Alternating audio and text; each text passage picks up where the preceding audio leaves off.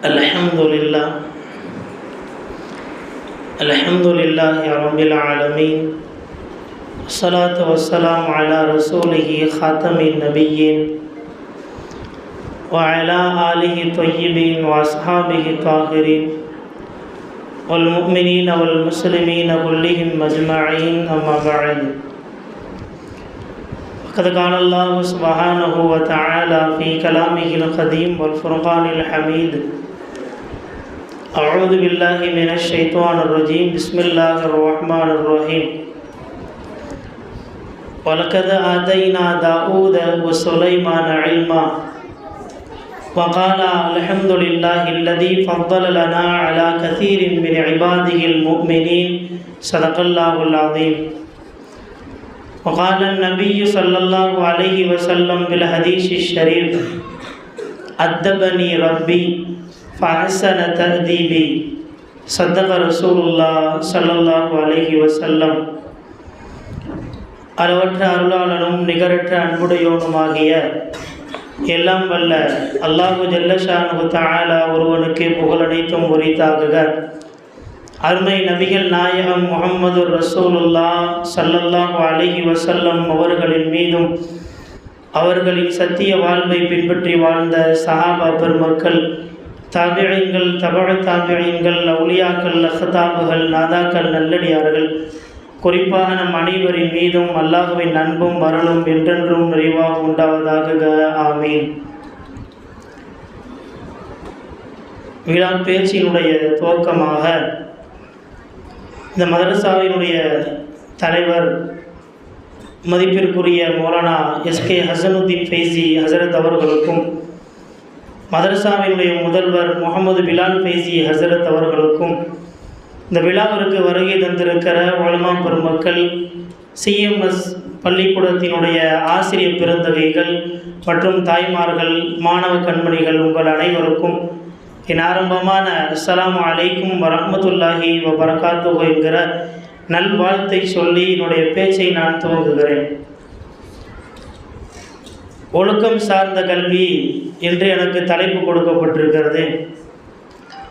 குர்ஆனில் நீங்கள் இல்ம் என்கிற கல்வி என்கிற தலைப்பை தேடி நீங்கள் பார்த்தீர்கள் என்றால் ஒரு 80 இடங்களில் குர்ஆனில் இல்ம் சம்பந்தப்பட்ட வசனங்களை நீங்கள் பார்க்கலாம். 80 இடங்கள்.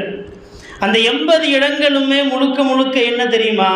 அந்த இல்ம் என்று சம்பந்தப்பட்டு வரக்கூடிய வசனத்தினுடைய ஒவ்வொரு வார்த்தைக்கு பின்னாலேயும் இறைவன் சொல்லுவான், கல்வியாளர்கள் அவர்கள் உயர்ந்த அந்தஸ்தில் இருக்கிறார்கள், கல்வியாளர்கள் அவர்களை நான் தேர்ந்தெடுத்து கொண்டேன்.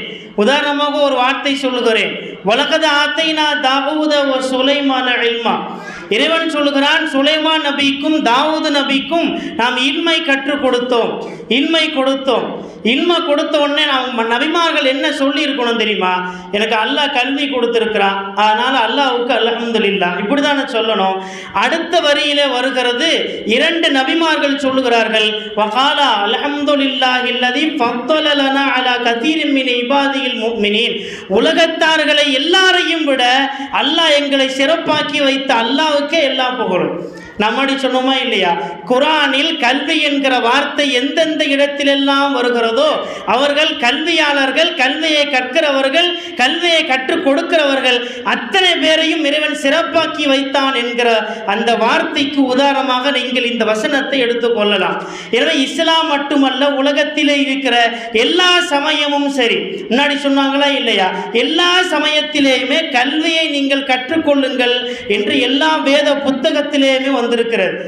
நபிகள் நாயகம் ஸல்லல்லாஹு அலைஹி வஸல்லம் அவர்கள் நீங்கள் கேள்விப்பட்டிருக்கலாம், ரசூலுல்லாஹி ஸல்லல்லாஹு அலைஹி வஸல்லம் அவங்க சொல்லுவாங்க, உலகத்திலேயே மிகச்சிறந்த ஒரு மனிதர்கள் யார் என்று பார்த்தால் நபிமார்கள் இல்லையா?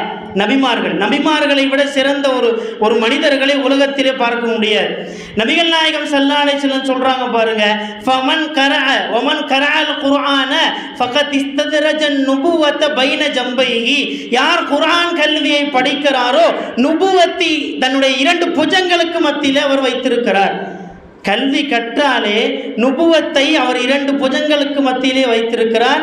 கைர அன்னகு லா யூஹா இலை. என்ன ஒன்று நபிமார்களுக்கும் கல்வியை கற்கிறவர்களுக்கும் 2க்கும் மத்தியில் வித்தியாசம் என்ன தெரியுமா?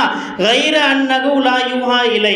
நபிமார்களுக்கு வகி அறிவிக்கப்படுகிறது, இந்த கல்வியை கற்பவர்களுக்கு வகி அறிவிக்கப்படவில்லை, அவ்வளவுதான். கல்வி கற்றுக் கொடுக்கிறார், அவ்வளவுதான். அவர்கள் நபிமார்கள், உலகத்திலேயே சிறந்த படைப்பு, மாசூமீன்கள் என்று சொல்லுகிறோமா இல்லையா? முன்பின் பாவம் மன்னிக்கப்பட்டவர்கள் என்று சொல்லுகிறோமா இல்லையா? அப்பேற்பட்ட நபிமார்களுக்கு கொடுக்கப்படுகிற நுபுவத்தை நாயகம் ஸல்லல்லாஹு அலைஹி வஸல்லம் அவர்கள் கல்வியை கற்கிறாயா, உன் 2 புஜங்களுக்கு மத்தியிலே நுபுவத்தை வைத்திருக்கிறான் என்று சொல்லுகிறார்கள் என்றால், உலகத்திலே கல்வியை கற்கக்கூடிய அந்த மனிதர்களை விட சிறந்தவர்கள் யாருமே இல்லை. ஆனால் என்ன, நம்மளை பொறுத்தவரை கொஞ்சம் கல்வியிலே கொஞ்சம் பின்தங்கி விட்டோம். இந்த சமூகத்தினுடைய சமூக ஆர்வலர், சமூக ஆய்வாளர், உங்களுக்கு தெரியும், ஸ்மித் என்கிற ஒரு பெண்மணி சமூக ஆய்வாளர். அந்த பெண்மணிகிட்ட பேட்டி கேட்குறாங்க, சிறுபான்மை மக்களை பற்றி கொஞ்சம் சொல்லுங்க அப்படின்னு கேட்குறாங்க. அந்த பெண்மணி சில நபர்களை குறித்து சொல்லிக்கிட்டே வருகிற பொழுது இஸ்லாமியர்களை பற்றி சொல்லுங்க அப்படின்னு கேட்குறாங்க. அந்த ஸ்மித் என்கிற சமூக ஆர்வலர் பெண்மணி சொல்லுகிறார்கள், என்ன தெரியுமா? கல்வியை இழந்து, நாகரிகத்தின் பண்பாட்டை இழந்து, இந்த உலகத்தில் இழந்து நிற்கிற ஒரு சமுதாயம் சிறுபான்மையினர் சமுதாயம், இஸ்லாமிய சமுதாயம். சிறுபான்மையினர் சமுதாயம் என்று நம்மளுக்கு முத்திரை குட்டப்பட்டது எதனால் தெரியுமா? அந்த கல்வி வேணாம், இந்த கல்வி வேணாம் ஒதுங்கினதுனால. இமாம் ஷாஃபி ரஹ்மத்துல்லாஹி அலைஹி சொல்லுவாங்க, நம்மளை பொறுத்தவரைக்கும் எல்லாமே கல்வி தான். குர்ஆன் கல்வி கொஞ்சம் ஒரு படி மேலே, ஒரு படி அந்தஸ்து உயர்வு.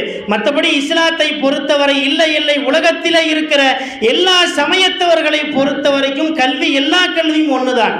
நம்ம இன்னைக்கு அந்த கல்வியை கையில் எடுக்காததுனால சிறுபான்மை மக்களாக பிற்படுத்தப்பட்டு விட்டோம். ஷாஃபி ரஹ்மத்துல்லாஹி அலைஹி சொல்லுவாங்க, மனாகிபுல் இமாமு ஷாஃபிஈ அப்படி ஒரு கிதாப். அந்த கிதாபில் ஷாஃபி ரஹ்மத்துல்லாஹி அலைஹி சொல்கிறாங்க பாருங்க, லா அஅலமு பஅதல் ஹலாலி வல் ஹராமி அஃதலு மின் இல்மி திப்பு.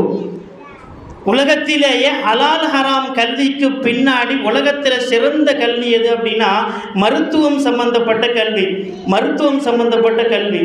அடுத்த சொல்றாங்க, லையஉ சுலுசல் இல்மி வ வக்கலு இலல் யஹூதி வன் நஸாரா. அந்த இல்மு திப்பு என்கிற மருத்துவம் சம்பந்தப்பட்ட கல்வியிலே இஸ்லாமியர்கள் இன்றைக்கு இல்லை. அன்றைக்கு ஷாஃபி இமாம் அதை ஒத்துக்கொண்டு சொல்லுகிறார்கள், லையவு சுல்சல் இல்மி வ வக்கலு இலல் யஹூதி வன் நஸாரா. அந்த இல்மு திப்பு என்கிற மருத்துவ கல்வியை யகூதியிடத்தில் இஸ்லாமியர்கள் ஒப்படைத்து விட்டார்கள். நம்ம இல்லையே, கல்வியில் எந்த அளவுக்கு நம்ம இருக்கிறோம் யோசிச்சு பாருங்க. சச்சார் குழு நிறுவனம் இஸ்லாமியர்கள் 2011 இருந்து இன்றைய 2014 வரைக்கும் எந்தெந்த கல்வியில நாம் உயர்ந்த அந்தஸ்தில் இருக்கிறோம் என்பதை பட்டியல் போட்டு சொல்றாங்க. இஸ்லாமியர்கள் அந்த அளவுக்கு இல்லை. அதனால் கல்வி எனக்கு கொடுக்கப்பட்ட ஒழுக்கம் சார்ந்த கல்வி, கல்வியை பற்றி நான் முதலில் சொல்லிவிட்டேன். உங்களுடைய பிள்ளைகளை நீங்கள் படிக்க வையுங்கள், எவ்வளவு எந்த கல்வி வேணாலும் படிக்க வைங்க. நபி ஸல்லல்லாஹு அலைஹி வஸல்லம் சொல்லுவாங்களா இல்லையா, ஒத்துலுபுல் இல்ம வலவ் பிஸ்ஸீன், சீன தேசம் சென்றாவது கல்வியை கற்றுக்கொள்ளுங்கள். உலகத்தில் கல்வி எங்கே கற்றுக் கொடுக்கப்பட்டாலும் உங்கள் பிள்ளைகளை நீங்கள் அனுப்புங்கள், கல்வியை கற்றுக் கொடுங்கள். ரெண்டாவது, கல்வி கற்றுக் கொடுக்கிற விஷயத்தில் ஒழுக்கமான கல்வியை கற்றுக் கொடுக்கணும். இன்றைக்கெல்லாம் நிறைய பிள்ளைகளை பார்க்கலாம், பத்திரிகையில் பார்த்தீங்கன்னா பேருக்கு பின்னாடி எம்ஏ, பிஹெச்சி, பிஎஸ்சி, பிடெக், என்னென்னமோ போட்டுக்கிட்டே போவார். ஆனால் ஒழுக்கம் இல்லை, ஒன்றுமே கிடையாது. ஒழுக்கம் சார்ந்த கல்வி. நபிகள் நாயகம் ஸல்லல்லாஹு அலைஹி வஸல்லம் அவர்களை குர்ஆனில், உலமாக்கள் இருக்காங்க தெரியும், குர்ஆனில் இறைவன் நாயகத்தை மட்டுமே புகழ்ந்து பேசுவான், உச்சகட்ட புகழாரம். அந்த மாதிரி புகழ்ந்து எந்த நபியை பற்றியோ எந்த மனிதரை பற்றியோ அல்லாஹ் அந்த ஒரு வார்த்தை சொன்னதே கிடையாது. நாயகத்தை பற்றி உச்சகட்ட புகழாரம். இன்னக லஅலா ஹுலுகின் அதீம், எல்லாத்துக்கும் தெரியும், ஹாஃபிஸாக்கள் இருக்கிறாங்க. இன்னக லஅலா ஹுலுகின் அதீம், நாயகமே மகத்தான நற்குணத்தின் மீது நீங்கள் இருக்கிறீர்கள். அந்த ஆயத்திற்கு தஃப்சீர் எடுத்து பார்த்தீங்க அப்படின்னா அல்லாமா இப்னு கஸீர் ரஹ்மத்துல்லாஹி அலைஹி சொல்கிறார்கள், அங்கே ஒழுக்கம்தான் அங்கே மேம்பட்டு இருக்கிறது. பெருமானார் ஸல்லல்லாஹு அலைஹி வஸல்லம் இந்த உம்மத்தை மக்களுக்கு மத்தியிலே பரப்புவதற்கு அவர்கள் கையில் எடுத்தது ரெண்டே ரெண்டு தான். ஒன்று கலாமுல்லா, அல்லாஹ்வின் பேச்சை கையில் எடுத்தார்கள். ரெண்டாவது பெருமானாரினுடைய அஹ்லாக்கி என்கிற நற்குணம், நல்ல ஒழுக்கம். அந்த இடத்துல அல்லாஹ் இன்னக லஅலா குலுகின் அதீம் அப்படின்னு சொல்றது ஒழுக்கத்தை சொல்லுகிறான் என்பதாக அல்லாமா இப்னு கஸீர் ரஹ்மத்துல்லாஹி அலைஹி சொல்லுகிறார்கள். இன்னைக்கு நம்முடைய பிள்ளைகள், நீங்கள் ஃபுல்லாக ஃபேஸ்புக் வாட்ஸ்அப்பில் எல்லாத்திலையும் பார்த்துருக்கலாம், நிறைய படிக்கிறாங்க, ஆனால் ஒழுக்கம் இல்லை. ஒரு 6 மாதத்துக்கு முன்னாடி ஃபேஸ்புக்கில் ஒரு வீடியோ பார்த்துருப்பீங்க. ஒரு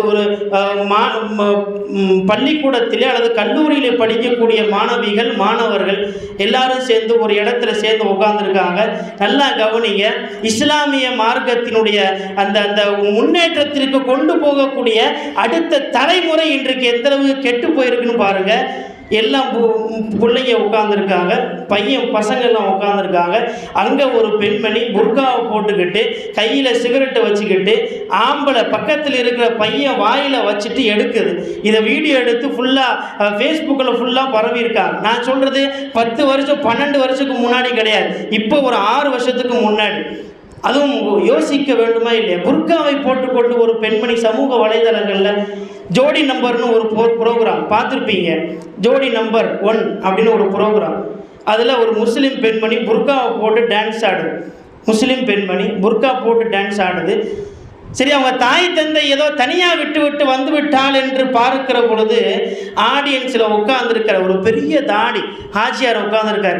யாரும் பார்த்தா அந்த பிள்ளையோட அத்தா கைத்தட்டி ரசிக்கிறார் பிள்ளைய. பக்கத்தில் அந்த அம்மா, அந்த பிள்ளையோட அம்மா புர்கா போட்டு உட்காந்துருக்கு. சரி, ஏதோ ஃபங்க்ஷன் முடிச்சுட்டு ஆடி முடிச்சுட்டாங்கன்னு சொல்லிட்டு கடைசியில் அந்த எப்பயுமே நீங்கள் யோசிக்க வேண்டும், இன்றைய உலகத்திலே ஊடகங்கள் எல்லாம் குறிவைப்பது முழுக்க இஸ்லாமியர்களை. ஃபங்க்ஷன் முடிஞ்சிருச்சு, கடைசியில் இப்போ பரிசு கொடுக்கணும். முதல் பரிசு யாருன்னா அந்த புர்கா போட்ட பெண்மணி நிப்பாட்டுறாங்க, பரிசு கொடுக்குறாங்க. அந்த தகப்பன்கிட்ட மைக்கு கொடுத்து பேச வைப்பாங்களா இல்லையா? மைக்கு கொடுத்து பேச வைக்கிறாங்க. நீங்கள் பேசுங்க, உங்களுக்கு இந்த தருணம் எப்படி இருக்குது, சும்மா கேட்பாங்களா இல்லையா? இந்த தருணம் எப்படி இருக்குது, உங்கள் பிள்ளை ஃபஸ்ட்டு வந்திருக்குது, அவ்வளவு டான்ஸ் ஆடி ஃபஸ்ட்டு வந்திருக்கிறா, உங்களுடைய மனசில் எந்த அளவுக்கு சந்தோஷம் இருக்குது.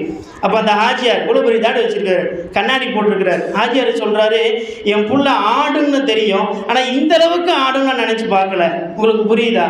புர்காவை போட்டுக்கொண்டு ஒரு தாய் தகப்பனாக இருக்கிற ஒரு பெற்றோர்கள் எந்த அளவுக்கு சமுதாயத்தை, அடுத்த தலைமுறை பிள்ளைகளை இன்றைக்கு கொண்டு போக மறந்து விட்டார்கள். நிறைய பெற்றோர்களை பார்க்கலாம், நிறைய பெற்றோர்கள் பிள்ளைகளை நிறைய படிக்க வைக்கிறார்கள். டாக்டருக்கு படிக்க வைக்கிறார், எக்கச்சக்கமான செலவு, எல்லாம் படிக்க வைப்பார். பையன் ரம்ஜான் லீவுக்கு கூட ஊருக்கு வரமாட்டான். என்ன பாய், பையன் வரலையா? இல்லை, பையன் கொஞ்சம் பிஸியாக இருக்கான், படிச்சுக்கிட்டு இருக்கிறான்.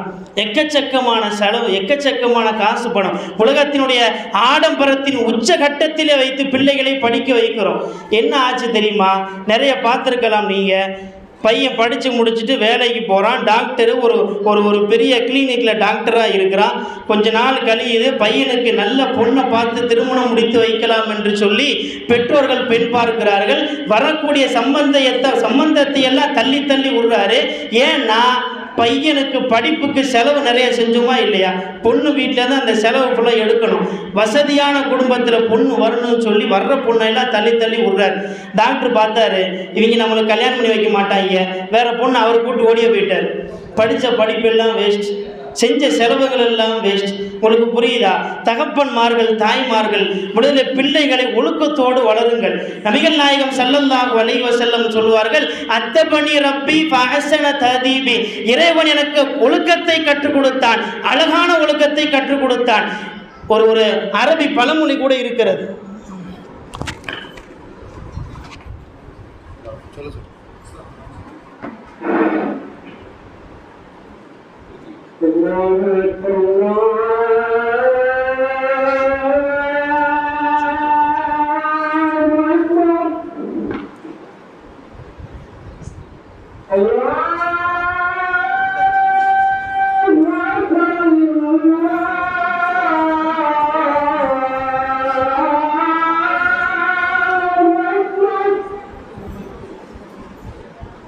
أشهد أن لا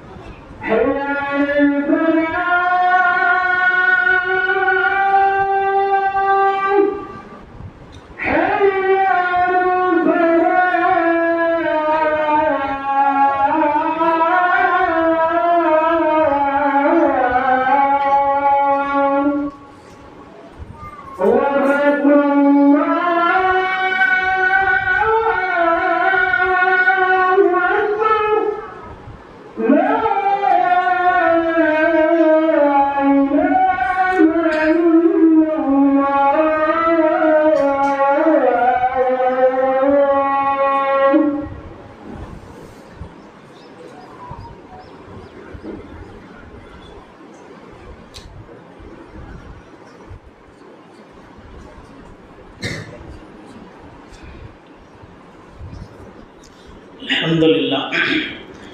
அப்போ ஒழுக்கம் இல்லாத கல்விக்கு இந்த உலகத்தில் சிறப்பும் இல்லை, ஒழுக்கம் இல்லாத கல்வியாளர்களுக்கு இந்த உலகத்தில் மதிப்பும் இல்லை. ஒரு பழமொழி கூட சொல்லுவாங்க, அரபியில் கேள்விப்பட்டிருப்பீங்க, ஷக்ஸும் பிலா அதபின் க ஜசதின் பிலா ரூஹின். ஒழுக்கம் இல்லாத மனிதன் எப்படிப்பட்டவன் என்றால் உடம்பில் ரூஹ் இல்லாத உடம்பை போல. உடம்பில் ரூஹ் இல்லைன்னா என்ன பண்ணுவாங்க, அடக்கம் பண்ணிட்டு போயிட்டே இருக்கும், அதுக்கு மதிப்பே கிடையாது. மௌத்தா போன உடனே ஃபஸ்ட்டு நம்ம பேரை இந்த துனியா விட்டுறோம். அப்துல் ரஸாக் பாய் உதாரணமாக பேர் சொல்கிறேன், அப்துல் ரஸாக் பாய் மௌத்தா போயிட்டான்னு வைங்க, டக்குன்னு நம்ம என்ன சொல்லுவோம் தெரியுமா, அப்துல் ரஸாக் பாய் எப்போ அடக்கம் பண்ணுறீங்க அப்படிலாம் கேட்க மாட்டோம். ஃபஸ்ட்டு கேள்வி, மையத்தை எப்போ அடக்கம் பண்ணுறீங்க கேட்குறோமா இல்லையா? அவர் எவ்வளோ பெரிய ஆஜியாராவானா இருக்கலாம், எவ்வளோ பெரிய செல்வந்தனாவானா இருக்கலாம், எவ்வளோ பெரிய உலகத்தினுடைய புகழின் உச்சிக்கு கூட போகலாம். முதலில் மௌத்தாம் போன உடனேயே நம்முடைய பெயரை இந்த துனியா விட்டுவிடும். உலமாக்களினுடைய அந்த பழமொழி கிழக்கை நீங்கள் யோசித்து பார்த்தால், உடம்பிலே ரூஹ் இல்லை என்றால் இந்த உடம்பு ஒன்றும் இல்லை.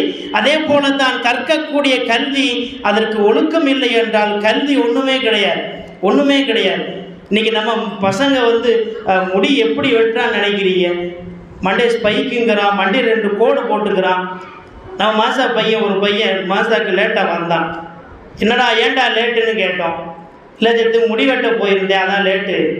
சரி, தொப்பியை கண்டு முடியை பார்ப்போன்னு தொப்பியை கண்டி பார்த்தா இந்த சைடு 2 கோடு போட்டிருக்கான், இந்த சைடு 2 கோடு போட்டிருக்கான். ஏன்னா மண்டையில் கோடு போட்டிருக்கிற, எங்கள் அம்மா தான் போட சொன்னாங்க. சொல்லிவிட்டு அவன் திரும்பி நம்மக்கிட்ட கேட்குறான், அஜித் நீங்கள் உங்கள் மண்டையில் 2 கோடு போடலையான்னு கேட்குறான். நம்ம எந்த மண்டையில் கோடு போட்டு என்ன பண்ண போகிறோன்னு தெரியல. அதாவது நல்ல விஷயங்களை, ஒழுக்கங்களை கற்றுக் கொடுக்கக்கூடிய இடத்திலே இன்றைக்கு பெண்கள் இல்லையே, தாய்மார்கள் இல்லையே. நம்முடைய தாய்மார்களை பொறுத்த வரைக்கும் ஒரு காலத்தில் நீங்கள் யோசிக்கலாம், புகாரி கிதாபில் ஒரு ஹதீஸ் வருது, கேள்விப்பட்டிருப்பீங்க. மறுமை நாளில் சில மக்கள் எல்லாம் ஒவ்வொரு நபியிடத்திலேயும் போய் சிபாரிசு கேட்பாங்களா இல்லையா? ஆதம் நபியிடத்திலே போவார்கள், எங்களுக்கு ரப்பிடத்திலே சிபாரிசு செய்யுங்கள். ஆதம் அலைஹிஸ்ஸலாம் என்ன சொல்லுவாங்க, அல்லாஹ் தடுத்த கனியை நான் சாப்பிட்டதால் சிபாரிசு செய்யக்கூடிய அந்த மதிப்பை நான் இழந்து விட்டேன், ஏன்ட்ட வராதிங்க, வேற நபியிட்ட போங்க. நூஹ் நபியிடத்திலே போவார்கள், நூஹ் நபியிடத்திலே கேட்பார்கள், எங்களுக்கு சிபாரிசு செய்ய. நூஹ் அலைஹிஸ்ஸலாத்து வஸலாம் என்ன சொல்லுவாங்க, அல்லாஹ்வின் அடியார்களுக்கு எதிராய் நான் துஆ செய்து விட்டேன், இந்த முகத்தை வச்சு அல்லாஹ்ட்ட சிபாரிசு செய்ய முடியாது. ஒவ்வொரு நபிமார்களும் தான் செய்த தவறை சொல்லி சொல்லி சொல்லி நான் சிபாரிசு செய்ய முடியாது, அடுத்த நபிகிட்ட போங்கன்னு அனுப்பிக்கிட்டே இருப்பாங்க. அதில் புகாரி கிதாபில் ஈசா அலைஹிஸ்ஸலாத்து வஸலாம் அப்படின்னு ஒரு நபி இருக்கிறார், நீ கேள்விப்பட்டிருப்பீங்க. ஈசா நபி, தொட்டிலில் பேசிய குழந்தை ஈசா அலைஹிஸ்ஸலாத்து வஸலாம். அந்த நபியிடத்தில் போய் மக்கள் போய் நிற்பாங்க, எங்களுக்காண்டி சிபாரிசு பண்ணுங்க. ஹதீஸில் என்ன வார்த்தை வருது தெரியுமா? எல்லா நபிமார்களும் சொன்னாங்களா இல்லையா, நான் அல்லாஹ்வின் வார்த்தைக்கு மாறு செஞ்சுட்டேன், அல்லாஹ்வின் அடியார்களுக்கு எதிராக நான் பதுவா செஞ்சுட்டேன், அல்லாஹ்வின் அடியார்களுக்கு அழிப்பதற்காக நான் துவா கேட்டுட்டேன், என்னால் சிபாரிசு செய்ய முடியாது. ஒவ்வொரு நபிமார்களும் சிபாரிசு செய்ய முடியாது என்பதற்காக ஒவ்வொரு காரணத்தை சொன்னார்கள். ஆனால் ஈசா அலைஹிஸ்ஸலாத்து அவங்க அப்படி சொல்லலை. ரசூல்லாட்ட போங்க, அவங்க சிபாரிசு பண்ணுவாங்க, என்கிட்ட வர வேணாம், நான் இந்த காரணம் பண்ணதுனால நான் சிபாரிசு பண்ண முடியாதுன்னு அவங்க சொல்லலை. ஏன் தெரியுமா? அவருடைய தாயினுடைய வளர்ப்பு. ஒவ்வொரு மகான்கள் மாமேதைகளுடைய வருங்காலத்தினுடைய வளர்ச்சியை பற்றி நீங்கள் யோசித்தீர்கள் என்றால் உங்களுக்கு தெரியும். இமாம் ஷாஃபி ரஹ்மத்துல்லாஹி அலைஹி உலகத்திலே மிகப்பெரிய மாமேதை.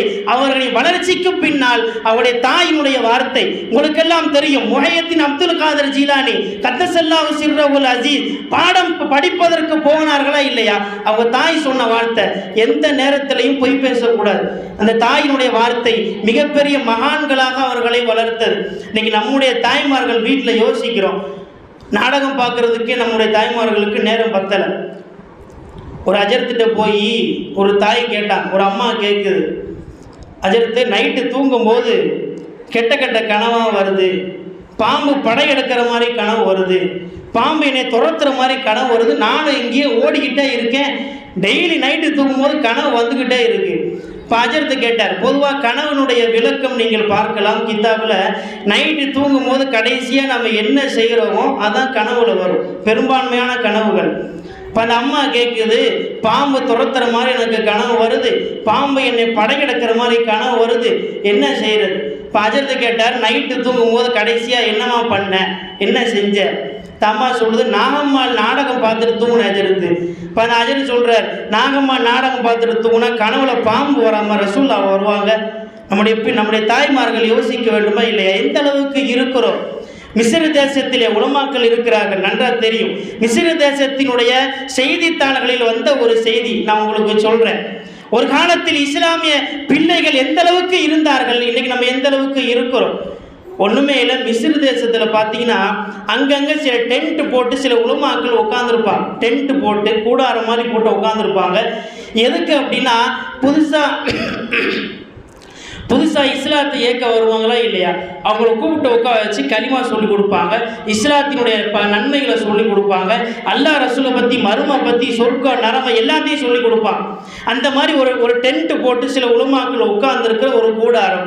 ஒரு காஃபிர் தாய் தம் பிள்ளையை அழைச்சிட்டு போகுது. எதுக்கு? பிள்ளையை அழைச்சிட்டு முன்னாடி போன உடனே உள்ள உலமாக்கள் கேட்குறான், உள்ளே வாங்க, உங்களுக்கு இஸ்லாத்தை பற்றி சொல்லி கொடுக்குறோம், கலிமா சொல்லி கொடுக்குறோம், உள்ளே வாங்க. 2 பேர் தாயும் பிள்ளையும் 2 பேர் உள்ளே வர்றாங்க. வந்த உடனேயே ஃபஸ்ட்டு தாயிடத்திலே அந்த அஜத்து சொல்கிறார், அந்த ஆலிம் சார் சொல்கிறார், சொல்லுங்கள் அஷ்ஹது அல்லா இலாஹ இல்லல்லாஹு. அந்த தாய் சொல்லிச்சு, நான்லாம் முஸ்லீமாக விரும்பலை, என் பையன் இருக்கான்ல அவனுக்கு ஃபஸ்ட்டு கலிமா சொல்லி கொடு, அவன் ஃபஸ்ட்டு இஸ்லாத்தை ஏற்றுக்கிட்டோம், அப்புறம் நான் பார்த்துக்கிறேன். அந்த ஆலிம் சர்களுக்கெல்லாம் ஆச்சரியம். ஏன்னா பொதுவாக தாயினுடைய தன்மை எந்த விஷயமா இருந்தாலும் தான் அதை அனுபவித்து அதை நல்லா இருந்தால் தான் பிள்ளையை கொடுப்பான்.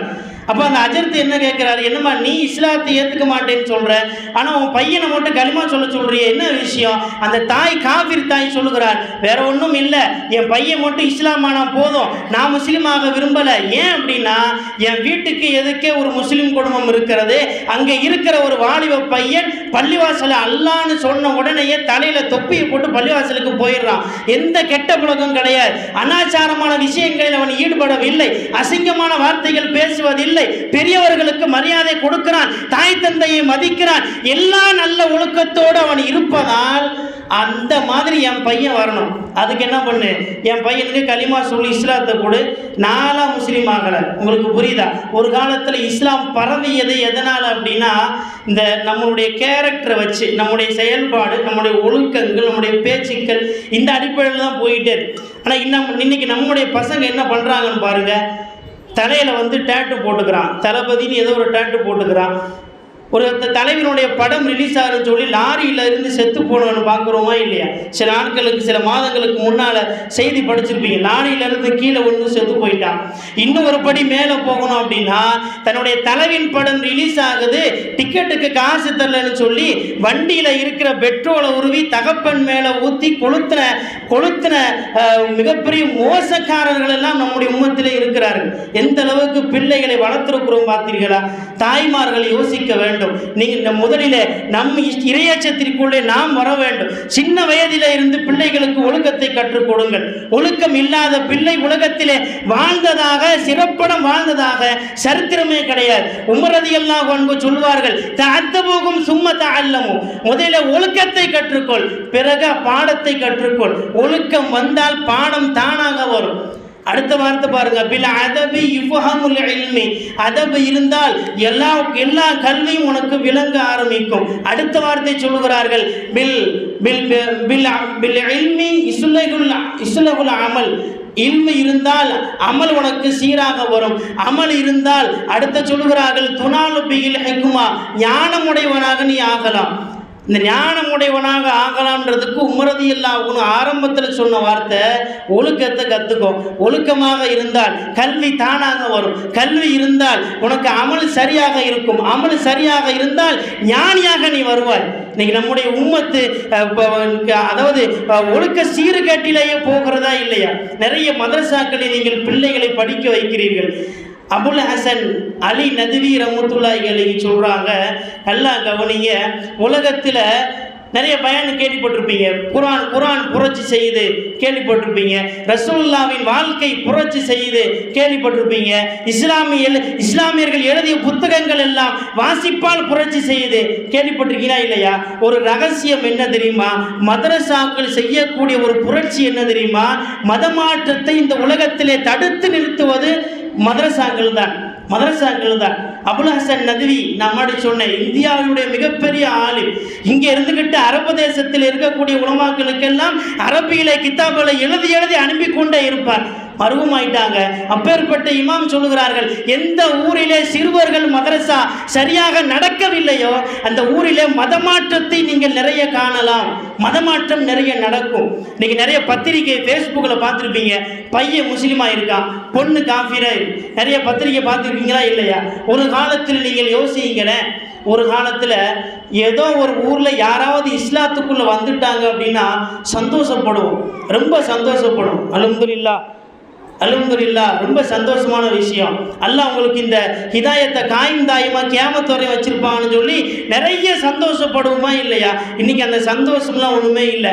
வாரம் யாராவது இஸ்லாத்துக்குள்ளே வந்துக்கிட்டே தான் இருக்கிறாங்க. நிறைய ஜோடிகள் காதல் திருமணத்தால் உள்ளே வந்து கொண்டு தான் இருக்கிறார்கள். அல்லாஹ்வின் பயத்தால் இஸ்லாமாகவில்லை, குர்ஆன் கல்வியை படித்து இஸ்லாமாகவில்லை, இஸ்லாமியர்களுடைய ஒழுக்கத்தை பின்பற்றி இஸ்லாமாகவில்லை. அவர்கள் இஸ்லாமாகுவதெல்லாம் முழுக்க எதனால்? காதல் வசப்பட்டு உள்ளே வருவதால். அன்றைக்கு ஒன்று ரெண்டு பேர் இஸ்லாத்தை ஏற்றுக்கிட்டதுக்கு நம்ம சந்தோஷப்பட்டோம். இன்னைக்கு கூட்டமாக நிறைய ஜோடி இஸ்லாத்துக்குள்ளே வந்துக்கிட்டே இருக்காங்க. ஆனால் சந்தோஷமே கிடையாது. காரணத்தை தேடி போய் பார்த்தீங்கன்னா, ஒன்று வெளி சமயத்திலிருந்து நம்ம இஸ்லாத்துக்குள்ளே வந்திருப்பான், அல்லது நம்ம இஸ்லாத்தில் இருந்து வெளியே போயிருப்பார். ராகிலான ஒரு பெண்மணி கேள்விப்பட்டிருப்பீங்க, நிறைய பயான்களில் கேள்விப்பட்டிருக்கிற, நிறைய செய்தித்தாள்களில் வந்த ஒரு செய்தி. ராகிலா முஸ்லீம் பெண்மணி காதலித்து பிரச்சனையாகி போலீஸ் ஸ்டேஷனில் நிற்கிறாங்க. அவனுடைய தாய் தகப்பன் 2 பேரும் நிற்கிறாங்க. அந்த அம்மா புர்காவோடு நிற்கிது. இந்த போலீஸ்காரர் சொல்கிறார், காவல்துறை அதிகாரி, ஏம்மா உன்னுடைய அழகுக்கும் உன் படிப்புக்கும் அவன் சம்பந்தமே இல்லை, அவன் கூடயே போறன்றியே, உன் தாய் தகப்பன் வந்து நிற்கிறாங்க, அவனை தள்ளி விட்டுட்டு உன் தாய் தகப்பன் கூட போ. அந்த பெண்மணி சொல்லுகிறான், இல்லை நான் இவன் கூட தான் போவேன், என் தாய் தந்தை எனக்கு முக்கியம் இல்லை.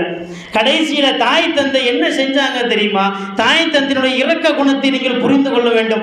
அதே இடத்துல பப்ளிக்கில் எல்லாத்துக்கும் முன்னாடி அந்த தாய் தந்தை வேற வழி இல்லாமல் காலில் விழுகிறான்.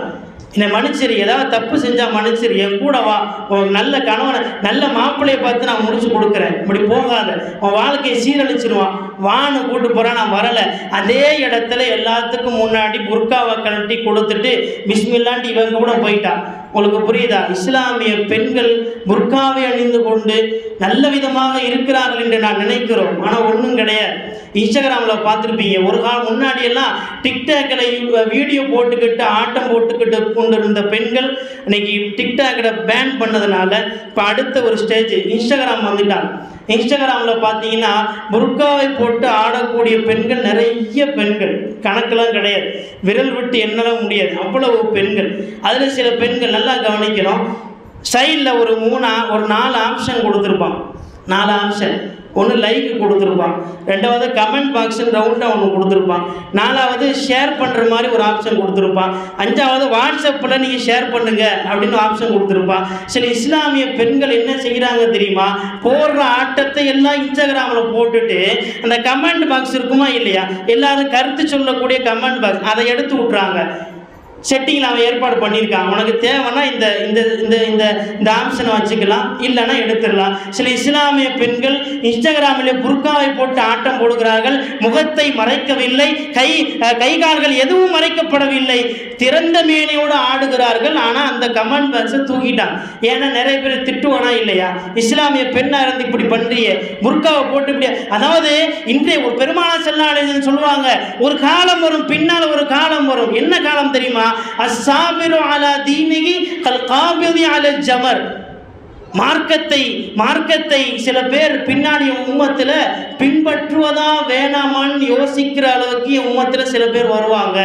எந்த அளவுக்கு? கல் காபிதி அலல் ஜமர். கையில் நெருப்பு கங்க வச்சுட்டு சுற்றுவானா இல்லையா ஒருத்தன், கையில் நெருப்பு கங்க ஒருத்தன் வச்சுருக்காங்க. எப்படி இருப்பான்றீங்க? சந்தோஷமாக போவானா? எப்படா கீழே போடலாம் தானே பார்ப்பான், தாங்க முடியாத சூட்டை கீழே போடலாம் என்று தான் பார்ப்பான். பெருமானாரும் அதே போலத்தான் சொல்லுகிறார்கள், என் உம்மத்தில் பின்னால் ஒரு கூட்டம் வரும், இஸ்லாத்திற்குள்ளே இருக்கலாமா அல்லது இஸ்லாத்தை விட்டு வெளியே போயிடலாமா என்கிற தடுமாற்றத்தில் உம்மத்தில் சில பேர் வருவார்கள். அந்த பெருமானாரின் வார்த்தைக்கு இணங்க இன்றைக்கு சில காட்சியை நாம் கண்கூடாக பார்க்கிறோம். எந்த அளவுக்கு பிள்ளைகள், குர்ஆன்ல பிள்ளைகளை குறித்து ஒரு 3 வார்த்தை அல்லாஹ் சொல்றான். 3 வார்த்தை. தாய்மார்களாக இருக்கிறீங்க, நல்லா யோசிச்சு பாருங்க, இதுவரைக்கும் என் பையனுக்கு நான் என்ன கற்றுக் கொடுத்துருக்கிறேன்? 3 வார்த்தை. இந்த 3 வார்த்தை மிக சத்தியமான வார்த்தை. 1, இன்னமா அம்வாலுக்கும் அவுலாதுக்கும் ஃபித்னா. உங்களுடைய குழந்தை உங்களுக்கு ஃபித்னா என்று அல்லாஹ் சொல்லுகிறான். ஃபித்னா, அதாவது ஃபித்னானா அந்த குழந்தையாலே நீ நாசமாக போயிடுவோன்னு அர்த்தம், வேற ஒன்றும் இல்லை. 2வது அல்லாஹ் சொல்லுகிறான், ரப்பனா ஹப்லனா மின் அஸ்வாஜினா வ துர்ரியாத்தினா குர்ரத்த அயுன். உங்களுடைய குழந்தை உங்களுக்கு கண் குளிர்ச்சி, அந்த குழந்தையை வச்சு நான் சந்தோஷமாக இருப்பேன், அந்த குழந்தையை நல்லா பார்த்துக்கிடுவான், மற்றவர்கள் அந்த குழந்தையை வச்சு என்னைய சந்தோஷமாக புகழ்ந்து பேசுவாங்க, கண் குளிர்ச்சி. 3வது அல்லாஹ் சொல்லுகிறான், ஜீனத்துல் ஹயாத்தி துனியா. இந்த உலகத்தினுடைய அலங்காரமே உங்களுடைய குழந்தைகள் தான். இந்த 3 ஸ்டெப்பில் நான் பையனை, என் பிள்ளைய நான் எப்படி வளர்த்துருக்கிறேன் யோசிச்சு பாருங்களேன். கண் குளிர்ச்சியாக இருக்கிறாளா? கண் குளிர்ச்சிக்கு டைரக்டாக ஒரு காட்சி காட்டணும்னா இந்த பிள்ளைகளை சொல்லலாம். நான் குர்ஆனை படிக்கிறார்கள், குர்ஆனை படிக்கிற எந்த பிள்ளையும் கெட்டு போனதாக சரித்திரமே கிடையாது. குர்ஆனை படிக்கிறார்கள், ஒழுக்கத்தோடு இருக்கிறாங்க. நான் கண் குளிர்ச்சிக்கு ஒரு டைரக்டா ஒன்று சொல்லணும் அப்படின்னா, தெருவில் சுத்திக்கிட்டு இருக்கிற பையனை கூப்பிட்டு வச்சுட்டு இங்கே உட்கார வச்சு பாருங்க, 2 பிள்ளைக்கும் வித்தியாசம் தெரியும். எது கண் குளிர்ச்சி, எது ஃபித்னான்னு உங்களுக்கு கண்கூடாக பார்க்கலாம். ஆனால் நம்முடைய பிள்ளையை நான் எப்படி வளர்த்துருக்கிறேன், என்னுடைய பிள்ளை எப்படி இருக்கிறார்? மதரசாக்களில் அதாவது ஒரு இந்த ஒழுக்கம் சார்ந்த கல்வி அப்படின்றதற்கு சுருக்கமாக ஒரே ஒரு வார்த்தை எங்கே கற்றுக்கலாம்? ஒழுக்கம் சார்ந்த கல்வி மதரசாக்களை விட வேறு சிறந்த பள்ளிக்கூடங்கள் உலகத்திலே கிடையாது. ஏன் தெரியுமா? மதரசால முடி நாங்கள் பார்க்கிறோம், இந்த பையனுடைய ஆடைகளை பார்க்கிறோம், பையனுடைய பிஹேவியர்ஸை பார்க்கிறோம், பப்ளிக் பிஹேவியர், தாய் தந்தை எப்படி இருக்கிறான், பெரியவங்கள்ட்ட எப்படி இருக்கிறான், தொழுகிறானா இல்லையா, சுத்தமாக இருக்கிறானா, தலைமுடியில இருந்து காலின் நகம் வரைக்கும் இன்றைக்கு நாங்கள் அவனை எச்சரிக்கிறோம். அவனை பார்க்கிறோமா இல்லையா? உலகத்திலேயே நான் அதை முன்னாடி சொன்னேன், ரகசியமாக இந்த உலகத்தில் புரட்சி செய்கிற ஒரு மாபெரும் ஊடகம் மதரசாக்கள். மதரசாக்களை விட்டால் வேறு வழி இந்த காலத்தில் கிடையாது. நிறைய ஆலிம்சாக்களுக்கு தெரியும், பையன் குழந்தை பையன் நல்ல ஒரு குரான் ஓதுற ரேஞ்சுக்கு வந்தோடனே எல்லா ஆலிம் சாக்களுமே சொல்லுவான், பையனை ஒரு ஆலிம் ஆக்கலாம்ல, ஒரு ஹாஃபில் ஆக்கலாம்ல, இருபதாச்சத்தை பையன் இன்னும் கொஞ்சம் படிக்கட்டும், கொஞ்சம் பெரிய ஆள் ஆகட்டும், அதுக்கப்புறம் பார்த்துக்கலாம் அப்படின்னு சொல்லுவார். பெரிய ஆள் ஆகி அவன் கடைசியில் வேற ஒரு பொண்ணோட ஓடி போனதுக்கப்புறம் வந்து நம்மகிட்ட ஒப்பாரி வைப்பார். அஜயத்து நீங்கள் சொன்னது சரிதான், பையன் ஓடியே போயிட்டான், எல்லாத்தையும் தூக்கிட்டு ஓடியே போயிட்டான். உங்களுக்கு புரியுதா? நம்முடைய பிள்ளைகள் எந்த அளவுக்கு வளர்க்கப்படுகிறார்கள், நம்முடைய பிள்ளைகளை நான் எப்படி வளர்த்திருக்கிறேன். நம்ம முன்னாடி சொன்ன மாதிரி பிள்ளைகளை வச்சு தான் நம்மளுக்கு பெருமை. ஹதீஸில் நம்ம ஸல்லல்லாஹு அலைஹி வஸல்லம் சொல்லுவான், ஒரு பெரிய ஹதீஸ், அது சொர்க்கத்தின் சாவி என் கையில் தான் முதல்ல கொடுக்கப்படும், நான் தான் ஃபஸ்ட்டு கபரியில் இருந்து அல்லாஹ் முதலில் என்னை தான் எழுப்புவான், வெற்றியினுடைய கொடி என் கையிலே தான் கொடுக்கப்படும், சொர்க்கத்திற்குள்ளே நான் தான் முதலிலே நுழைவேன். வரிசையாக பெருமானார் ஒவ்வொன்றா பேசிக்கிட்டே வருவாங்க. அந்த ஹதீஸுக்கு அடுத்த ஹதீஸை நீங்கள் படித்து பார்த்தீங்கன்னா பெருமானார் ஸல்லல்லாஹு அலைஹி வஸல்லம் சொல்லுவார்கள், சொர்க்கத்தினுடைய கதவினுடைய வளையத்தை பிடித்து, நான் கதவின் வளையத்தை பிடித்து கதவை திறக்க பார்ப்பேன், பிஹவுகில் ஜன்னா, அந்த வளையத்தை நான் பிடிக்கிற பொழுது என்னோடு சேர்ந்து ஒரு பெண்மணியும் அந்த வளையத்தை பிடிப்பாள். நான் பிடிக்கிறேன், என் கூட அபூபக்கர் இல்லை, உமர் ரலியல்லாஹு அன்ஹு இல்லை, யாருமே இல்லை. ஆனால் ஸல்லல்லாஹு அலைஹி வஸல்லம் சொல்கிறாங்க, ஏன் அந்த வளையத்தை பிடிக்கிற பொழுது ஒரு பெண்மணியும் அந்த வளையத்தை பிடிப்பாள். ஸல்லல்லாஹு அலைஹி வஸல்லம் கேட்குறாங்க, அந்த பெண்மணி யார்? ஜிப்ரீல் அலைஹிஸ்ஸலாத்து வஸ்ஸலாம் சொல்வார்கள், நாயகமே அந்த பெண்மணி விதவை பெண்மணி, கணவன் இல்லாத பெண்மணி. உடைய பிள்ளை பெண் பிள்ளையை ஒழுங்காக வளர்த்து, பேணுதலோட ஒழுக்கத்தோடு வளர்த்து, நல்ல சாலியான ஜோடியோடு சேர்த்து விட்டதுனால அல்லாஹ் அவர்களுக்கு இந்த அந்தஸ்தை கொடுத்தார். உங்களுக்கு புரியுதா? பெருமானாரோடு அந்த செயலிலே சேர்ந்திருப்பவர்கள் யாருமே இல்லை. பெருமானாருக்கு பின்னால் இந்த உலகத்தில், நபிமார்களுக்கு பின்னால் இந்த உலகத்திலே சிறந்த ஒரு மனிதர் அபூபக்கர். ஆனால் அபூபக்கர் ரலியல்லாஹு அன்ஹு அவர்களுங்க இல்லை, உமர் ரலியல்லாஹு அன்ஹு அவர்கள் இல்லை, பெருமானாரின் மனைவியோ மகளோ யாருமே இல்லை. பிள்ளையை சாலிகான ஒழுக்கத்தோடு வளர்த்த தாய் பெருமானாரின் அந்த பிஹவுகில் ஜன்னா, சொர்க்கத்தின் கதவின் வளையத்தை பெருமானாரோ பிடிப்பான். பெருமானார் ஸல்லல்லாஹு அலைஹி வஸல்லம் நிறைய இடங்களில் சொல்லி இருக்கிறார்கள், உனக்கு ஒரு குழந்தை பெண் குழந்தை பிறந்தாலும், 2 பெண் குழந்தை பிறந்தாலும், 3 பெண் குழந்தை பிறந்தாலும், அந்த பிள்ளைக்கு ஒழுக்கத்தை கற்றுக் கொடுத்து, மார்க்கத்தை கற்றுக் கொடுத்து, சாலிகான ஜோடியோடு நீ சேர்த்து வச்சு அப்படின்னா சொர்க்கத்தில் என்னோடு இப்படி இருப்பாய், சேர்ந்து இருப்ப, என் கூட நீ இருப்ப. யாரை பார்த்து? படிக்கிற பையனை பார்த்து சொல்லலைங்க, படிக்க வைக்கிற பெற்றோர்களை பார்த்து பெருமானார் ஸல்லல்லாஹு அலைஹி வஸல்லம் சொல்லுகிறார்கள். அந்த வார்த்தைக்கு ஒரு கோடிட்டவனாக பெருமானார் ஸல்லல்லாஹு அலைஹி வஸல்லம் மாடி சொன்னுமா இல்லையா? குர்ஆனில் இறைவன் வகி இறக்குகிறான், குர்ரத்துல் ஆயின், உங்களுடைய பிள்ளைகள் உங்களுக்கு ஒரு கண் குளிர்ச்சியை தர வேண்டிய பிள்ளைகளாக நாம் உருவாக்க வேண்டும். நம்முடைய பிள்ளைகள் வருங்கால அடுத்த ஜெனரேஷன், அடுத்த தலைமுறைக்கு இஸ்லாத்தை அப்படியே கொண்டு போய் தர வேண்டிய பிள்ளைகளாக நாம் இருக்க வேண்டும். உங்களுடைய பிள்ளைகளை நிறைய மதரசாக்களில் ஓத வையுங்கள். உங்களுடைய பிள்ளைகளை சிறு வயதில் இருந்து ஒழுக்க மாண்போடு வளருங்கள். எல்லாம் வல்ல அல்லாஹு ஜல்ல ஷானுஹு தஆலா இந்த ஊரை உலமாக்களால், ஹாஃபிதுகளால் செழிப்பாக்கி வைப்பானாக. கூமாப்பட்டி உங்களுக்கு தெரியும், பொதுவாக கூமாப்பட்டி, காயல்பட்டினம் இந்த ஊருக்கெல்லாம் போய் இமாமத்து பண்ண முடியாது. ஏன் தெரியுமா? ஊர் முழுக்க எல்லாமே ஆலிம்கள், எல்லாமே ஆலிம். பயானில் ஏதாவது ஒரு சின்ன பெசகு வந்தாலும் அவ்வளோதான், முடிஞ்சு போச்சு. அதுமாதிரி காயல்பட்டினத்தையும் அதே மாதிரி தான். வீடு வீடாக போய் தட்டி பார்த்தீங்கன்னா எல்லாமே ஆலிம், எல்லாமே ஹாஃபில். குமாப்பட்டியில் நான் நிறைய தடவை நான் வந்திருக்கேன். அஜய் சொன்னாங்களா இல்லையா? முன்னாடி இந்த மருசாவில் உஸ்தாதா சேர வேண்டிய ஒரு வாய்ப்பு கிடைத்தது. அந்த நேரத்தில் நிறைய உலமாக்கள் சொன்ன வார்த்தை தான் அது, குமாப்பட்டிக்கு போகிற பார்த்து போ, ஏதாவது எசக பிசகா குரானாயத்தை ஓதிராத மாட்டிக்கிடுவேன். ஏன்னா குமாப்பட்டியினுடைய ஒவ்வொரு வீட்டிலேயும் ஒவ்வொரு கதவை தட்டி பார்த்தாலும் முழுக்க உலமாக்கள், ஹாஃபிதுகள். சில உலமாக்கள் இப்படியே சொல்லியிருக்காங்க, அந்த கூமாப்பட்டியில் போய் தராவி தொழுகை கூட வைக்க முடியாது. தராவி தொழுகை ஏதாவது லைட்டாக கொஞ்சம் வேற எங்கேயாவது போயிட்டோன்னு வைங்க, பின்னாடி ஆலிம் தொழுதுகிட்டு இருப்பார், மாட்டிக்கிடுவோம். அதனால் உலமாக்கள், ஹாஃபிதுகள் நிறைந்திருக்கிற இந்த ஊர் கடைசி வரைக்கும் இறைவன் உலமாக்களால், ஹாஃபிதுகளால் இந்த ஊரை செழிப்பாக்கி வைப்பானாக. இந்த ஊர் முழுக்க இறைவன் அல்லாஹு ஜல்ல ஷானுஹு தஆலா உலமாக்களின் பரக்கத்தால் மென்மேலும் ஆஃபியத்தோடு ஆரோக்கியத்தோடு வாழ இறைவன் அருள் புரிவானாக என்று சொல்லி வாய்ப்பளித்ததற்கு நன்றி கூறி வார்த்தைகளை முடிக்கிறேன். வஆகிரு தஅவானா அல்ஹம்துலில்லாஹி ரப்பில் ஆலமீன். அஸ்ஸலாமு அலைக்கும் வரஹ்மத்துல்லாஹி வபரகாத்துஹு.